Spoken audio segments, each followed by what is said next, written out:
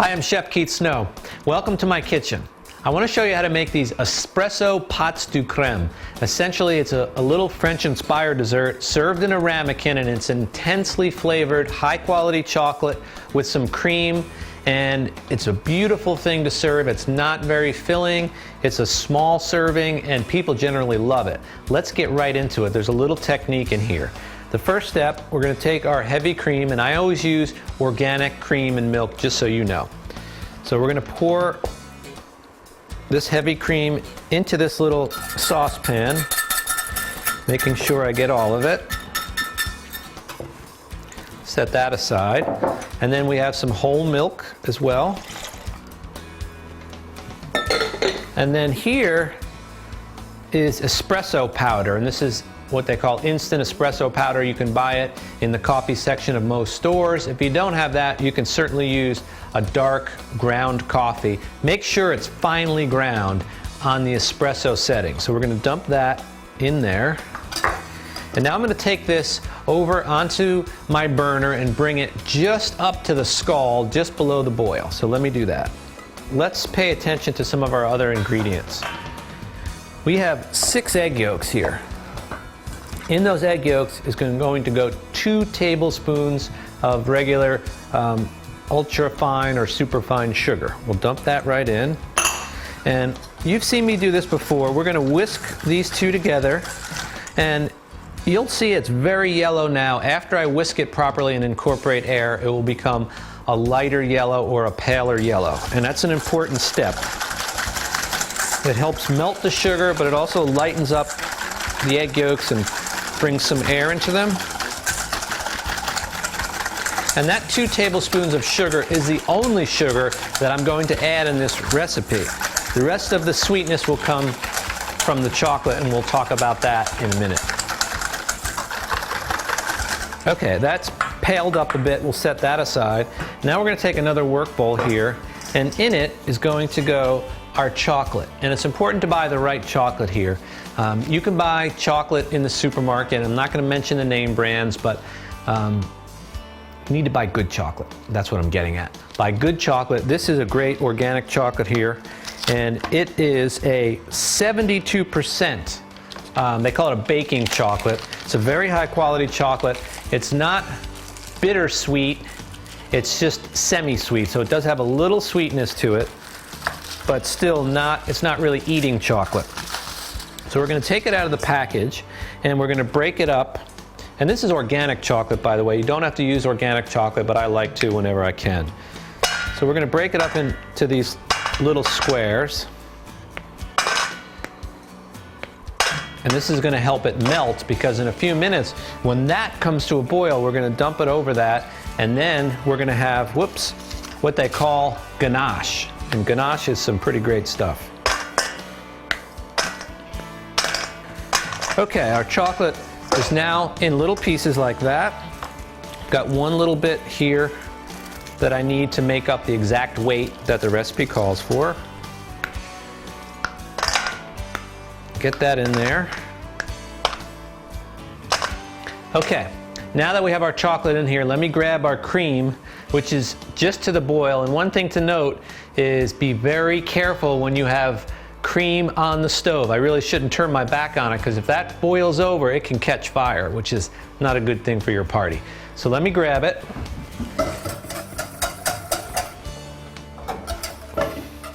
And now what we're going to do is pour it on top of our chocolate here. And this is essentially how you make ganache. Ganache doesn't call for coffee or espresso, but put that right here. So now what you need to do is take your whisk and move this around, and this chocolate will melt, creating a very sexy ganache. Incidentally, just the ganache by itself, you can use it to pour over cupcakes and other cakes and just lots of different things. Ice cream. So it's a handy thing to know how to do. And essentially, good quality chocolate with cream just off the boil, pour it on and melt it. You would adjust the amount of cream. You can look on the internet or even on our website for ganache recipe. because this is too loose for a ganache. You would need more chocolate or less cream to make a true ganache. Okay, now that is pretty much incorporated, fully melted. And now what we want to do is take this mixture and we want to pour it into at least a 1 quart measure through this strainer. This can be tricky, just because this stuff is hot. And you're doing this because you want to make sure that when you bring milk or cream to a boil, sometimes it forms what's known as a skin, and it's just a little of the milk fat that gets coagulated and not a great texture. So you want to make sure that you do this step, otherwise one of your guests might get a little stringy bit of milk fat in their dessert. That wouldn't be a good thing. So just take your whisk like this. You could use a rubber spatula as well. Try to get all of that luscious chocolate in there. And now, whoops, we set that aside, and you want this to cool down for about 15 minutes. So we'll set that aside, and then what we're going to do, once that cools, we're going to incorporate in here that mixture, and the technique's called tempering. It's very simple. I'll show you that in just 1 minute.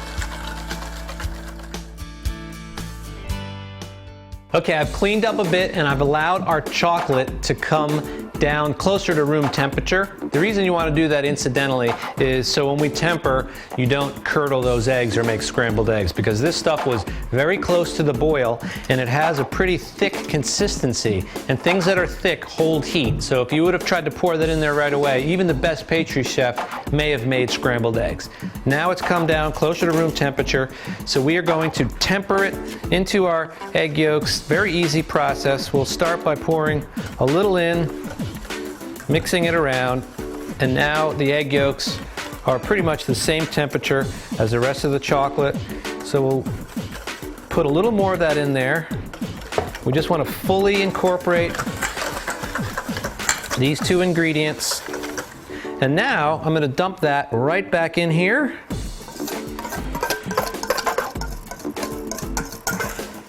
Just like such. Set that aside, and now we want to make sure that these 2 things are well incorporated. I've got a nice little whisk here, so I'll whisk it together. So here, let's pay attention to this now. This is going to be our cooking vessel. What I have is just a standard roasting dish, but if you look inside, I have a cooking cloth or a tea towel that's clean in the bottom. And the reason I have that in there, and you may be wondering, that's gonna burn. It won't burn, because we're gonna fill this up with hot water. And the reason you put that in there is because when these are in the oven and you've got that water in there, we don't want it to jiggle around and maybe spill over. So by putting the cloth in the bottom, that helps to stabilize it. And these, incidentally, are just ramekins that you can buy pretty much in any cooking store. They're 4 ounces. So we've got 8 of them here, and now we're going to fill up these guys like this, trying not to make a mess. And these little desserts are very special. This recipe's been on Harvest Eating a number of years, and we've had a lot of positive feedback from it. Very intense, and as you can see, easy to make. And the great thing about this, and why I'm showing you this recipe for entertaining or a supper club, is you can make these up to 48 hours in advance of your party. And you'll have no bad effects. The only thing I would suggest that you do is, of course, there's certainly protein and fat in here. You do not want these in your refrigerator uncovered, because fat tends to attract off flavors. So now we have a little more to go, and I'll try to fill these up. Again, I don't want them to overflow, but I don't want to waste any either. Now that is all full. Yum. Now, The secret here is we want to fill this up with boiling water, but obviously you don't want to fill it up with boiling water now and then like that over to the stove. So I'm going to bend down, put that in our preheated 300-degree oven, and we're going to use that kettle of boiling water to fill it. So I'll show you how to do that right now. So now I'll shove this in there, and I'll set the timer that I have right here, 35 minutes. And in case you don't know, that technique is called cooking in a bain-marie. And it's simply, you put the water around there so you maintain a very even cooking temperature, because heat on that stove comes from the bottom up. If you didn't have the water, the bottoms would cook quicker than the top and you'd have an uneven texture. This way you'll have a nice silky dessert. And after 35 minutes, depending upon your oven, you want to check them. You should be able to shake them and they should be a little bit jiggly in the interior. And then you put them in the refrigerator and they cool down and set. I'll show you how to serve them in a few minutes. Okay, our espresso pâtes de crème are done, so let me grab them and show you what they look like.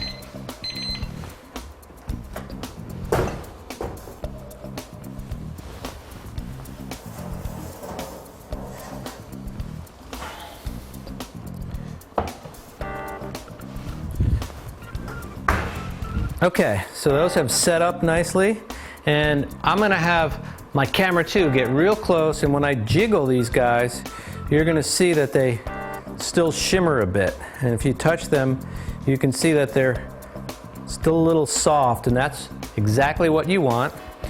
So I will remove them from this container, put them on a rack to cool for 1 hour uncovered, and then I'll transfer them into the refrigerator. They need to stay in the refrigerator for 3 hours. Okay, our espresso pâtes de crème had completed cooking. Remember, I took them out of the oven, I let them cool on the counter for about an hour, and then they've been refrigerated for several hours, so they are nice and cold. So now, in order to serve those and pretty them up, although the recipe does not call for it, I'm still going to add a small dollop of thickened Greek yogurt. You also certainly could use a little bit of real whipped cream. I would avoid any of the processed fake creams. So just put a little dollop just for contrast on there. It's nice and tangy. And then I'll take another little chunk of our delicious chocolate, put that right in the top. And there you have some intensely flavored espresso pâtes de crème. Beautiful little dessert. Try this at your next dinner party. The Harvest Eating community celebrates the benefits of a healthy eating lifestyle through seasonal, organic, and local foods. To view more of Chef Snow's recipe videos and to experience the Harvest Eating lifestyle, visit harvesteating.com. Harvest Eating, 4 seasons, 1 lifestyle.